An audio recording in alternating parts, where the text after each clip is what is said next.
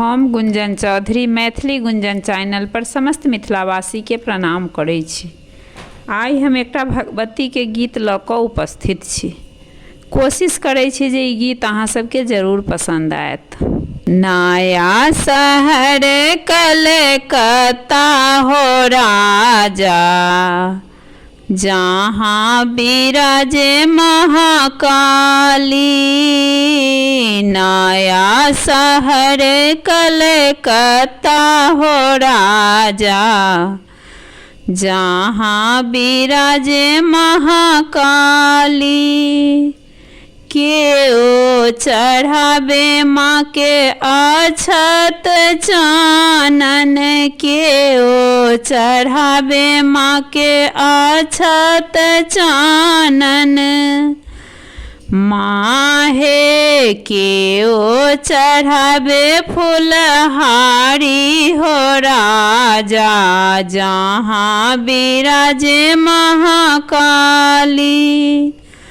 केओ चढ़ावे फुलहारी हो राजा, जहाँ बिराजे महाकाली।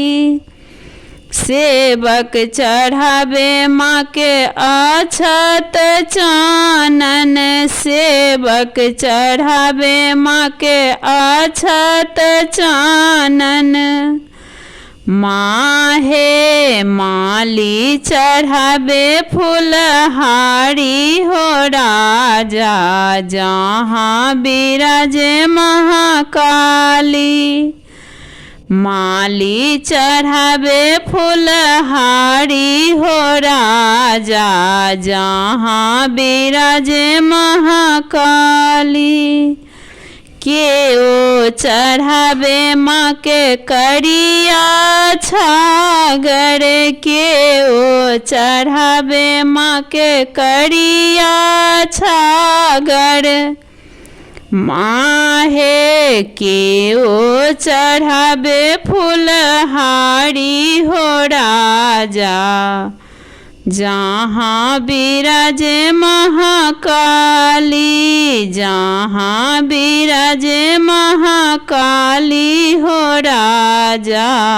सेवक चढ़ावे माँ के करिया छागर, सेवक चढ़ावे माँ के करिया छागर। माहे मालिन चढ़ावे फुलहारी हो राजा, जहाँ बिराजे महाकाली। नया शहर कलकत्ता हो राजा, जहाँ बिराजे महाकाली। नया शहर कलकत्ता हो राजा, जहाँ बिराजे महाकाली।